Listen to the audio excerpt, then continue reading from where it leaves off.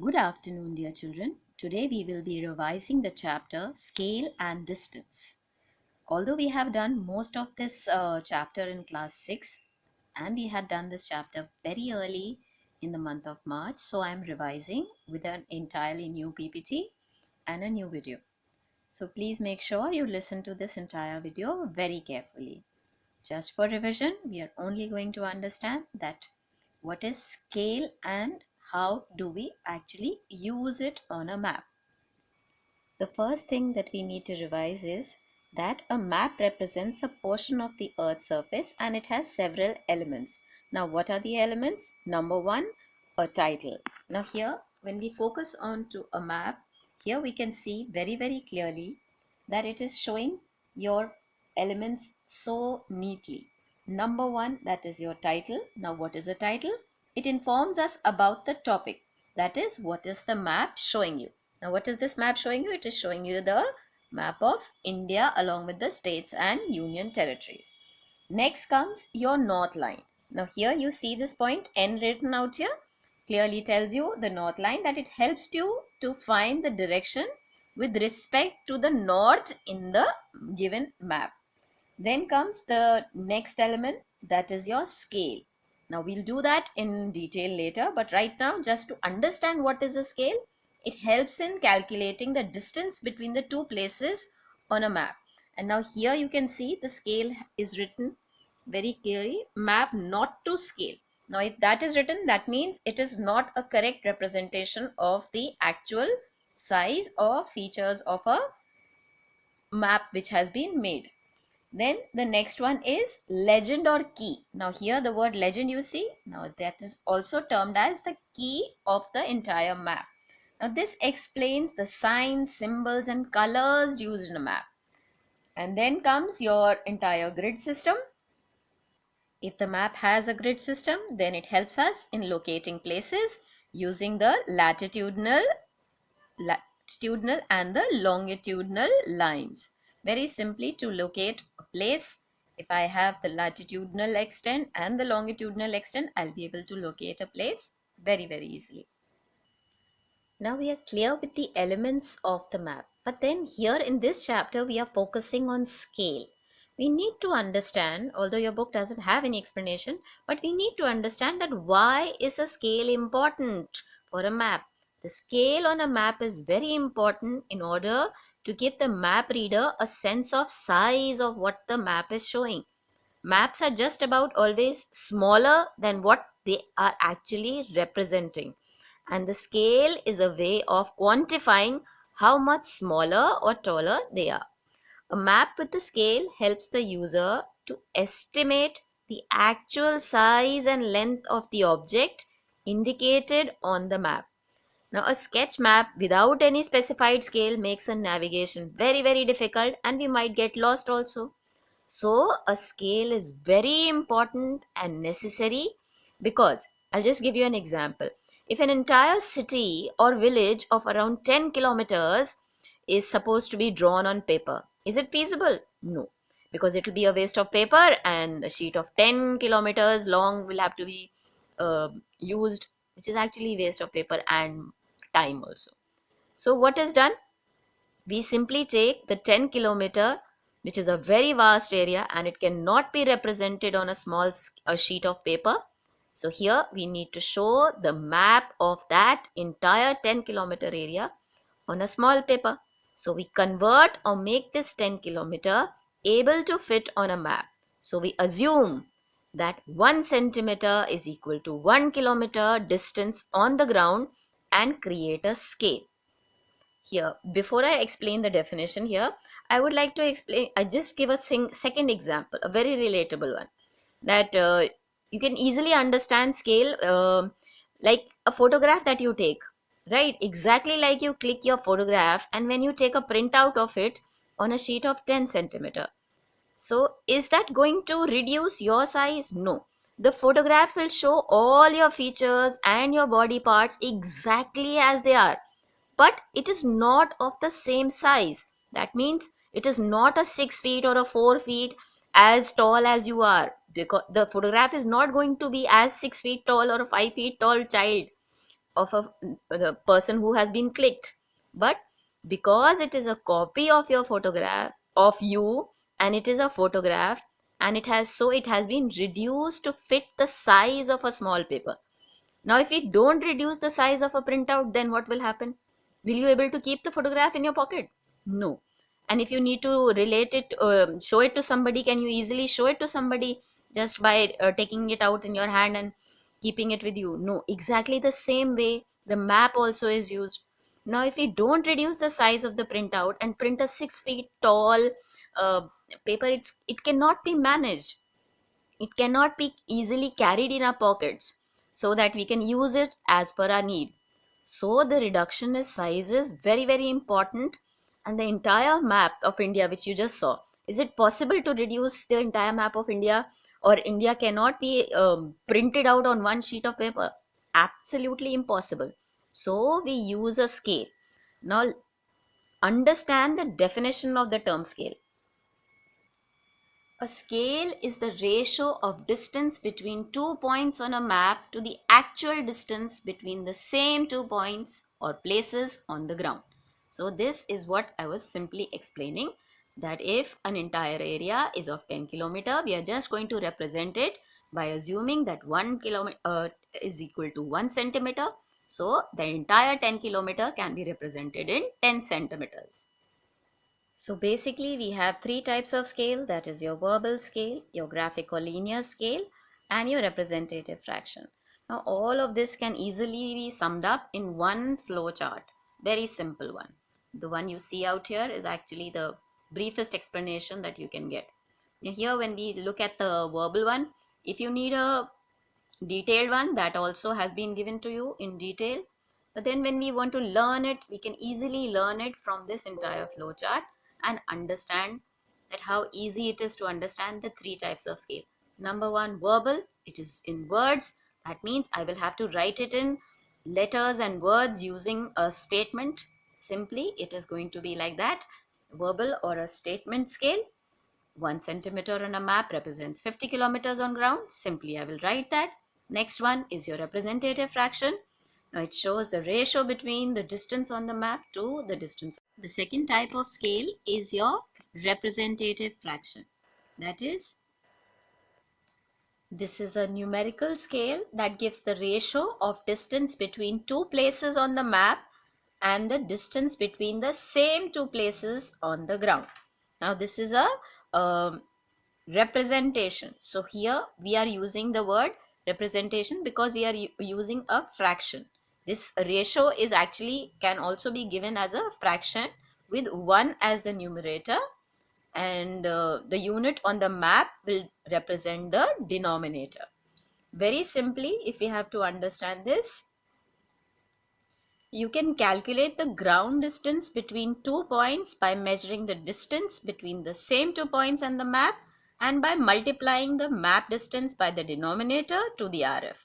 For example, it's given out here. Um, if the distance between 2 points A and B on the map is 5 centimeters, and if the scale is 1:50,000, so, or the RF has been given as 1 as the numerator and 50,000 as the denominator, then the distance between the 2 points, that is A and B on the ground, would be 5 into 50,000 centimeters, which will become 250 centimeters. So 5 centimeters on the map would be 250,000 centimeters or 2.5 kilometers on the ground. The last one is also very, very simple. It's the graphical or linear. Graphical means a representation. A bar representation has been shown. Now in this, it consists of a straight line which is divided into lengths that represent the given distance on the Earth's surface.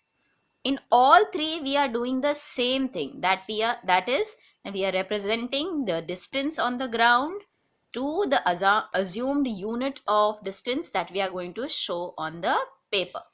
Assumed unit of distance, that is, we are just changing the unit, reducing the size. That is what we are doing for scaling it.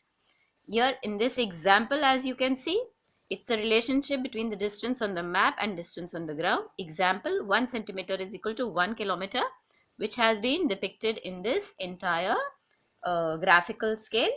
Here it is clearly showing you that this line scale is divided into 5 equal parts. As you can see out here, 1, 2, 3, 4, 5.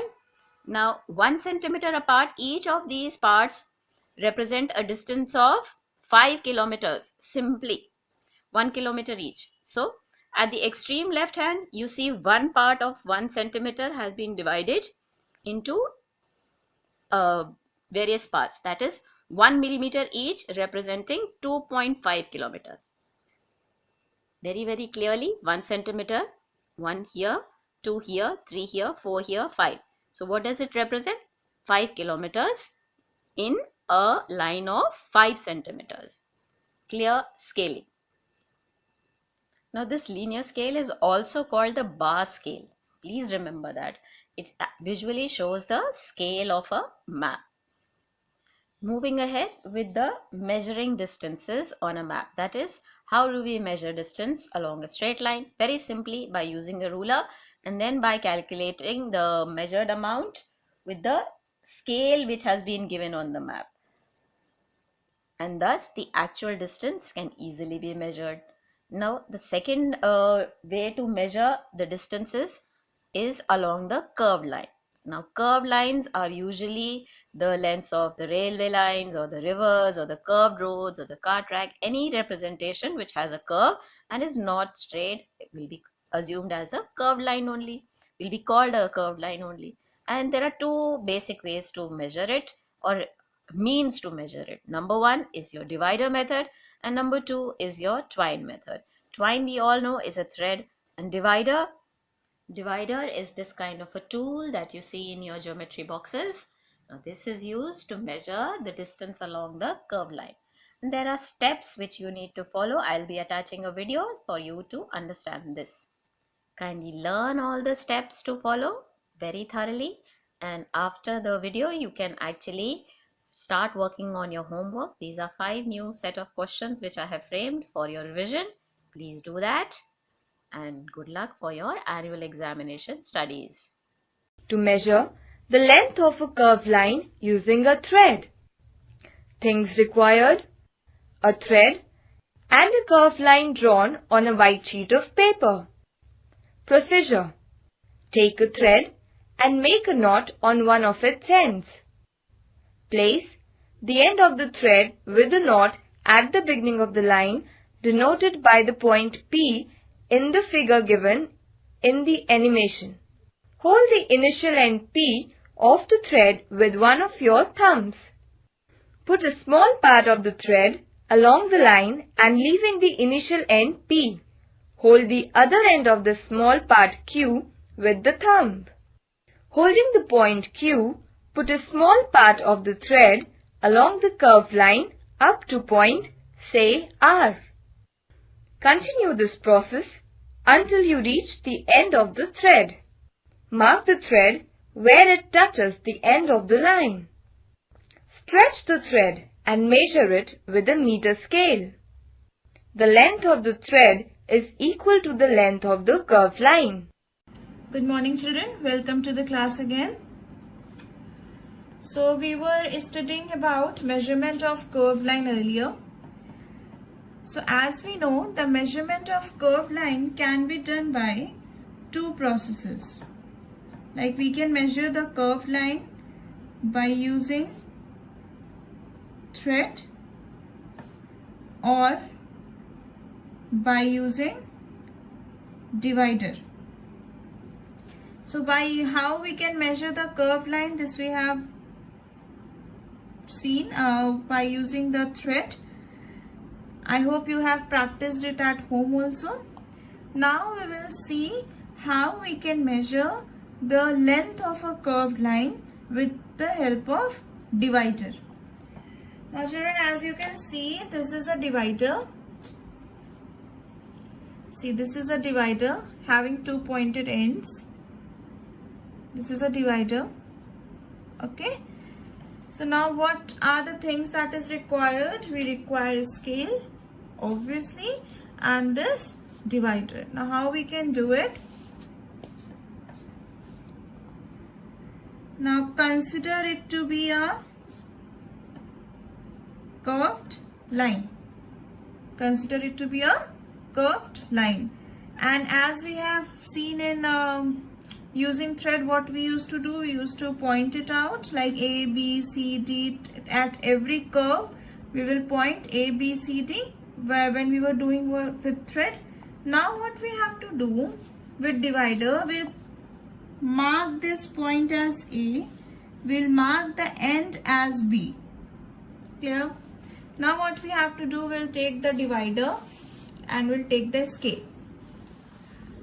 With the help of divider, we'll fix the measurement. Like we'll fix the divider to be at 1 centimeter. So how we'll measure it? We'll put the ends, both the end, one end at 0, another end at 1. Okay? We'll put one end at 0 and another end at 1. So now this divider is having 1 centimeter of distance. Clear? Now what we are going to do is we'll measure it. We'll point one end at A and second at it. So this is 1 centimeter. Now from here again till here, it is again 1 centimeter. From here till here, again it is 1 centimeter. From here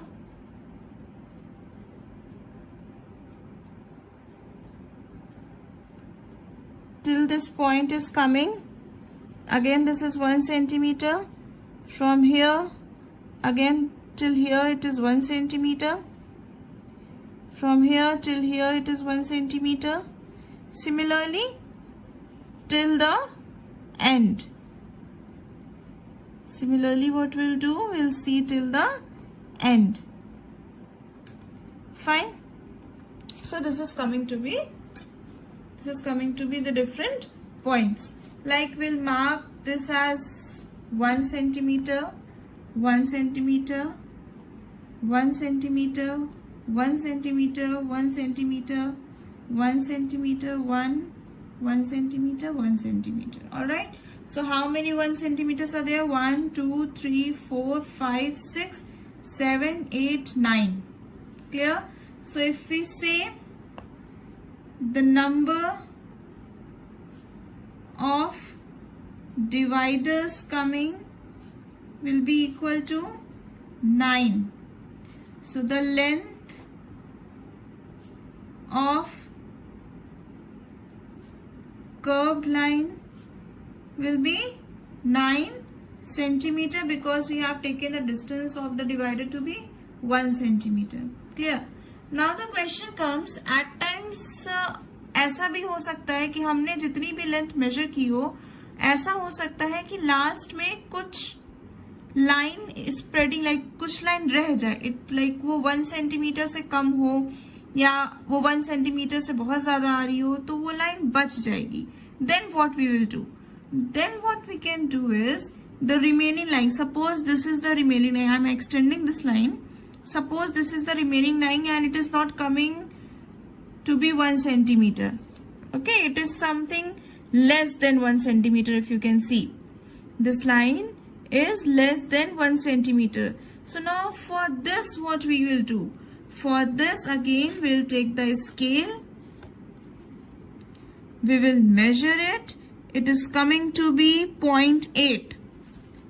This line is coming to be 0.8 centimeter.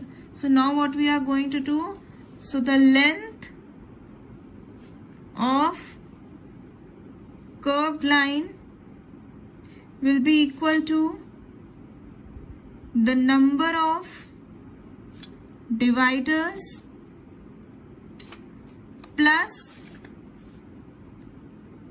length of remaining line. So it will be what? Number of divider is coming to be 9 plus length of remaining line is coming to be 0.8. So what it will be? It will be 9.8 centimeter. Clear? So the length of this curved line is 9.8 centimeter. Again I am explaining you what we are going to do. Suppose this to be a curved line. We'll take the divider, we'll take the scale and we'll fix the 2 points of the divider to be at fixed distance. Suppose it to be 1 centimeter. Clear? Now by putting both the ends at curved line, we'll measure the number of dividers what it is coming, and we'll write down. We'll write the number of dividers to be 9 or whatever it is coming. Then this will be the length of a curved line if any remaining line or any extra line is not pending, then only. Okay, if in any case any extra line is pending and it is less than 1 centimeter, then what we will do, we will add the length of the remaining line. And how we will measure the length of the remaining line? With the help of scale. Okay, so it is coming to be 0.8. So the complete length of this curved line will be 9.8 centimeter. Clear? So this was the measurement of curved line with the help of divider. So there are two methods to measure the curved line, length of a curved line. First is by using thread and second is by using divider. I hope both the points is clear to you, how we will do it with the help of thread and how we will do it with the help of divider. Okay, thank you children.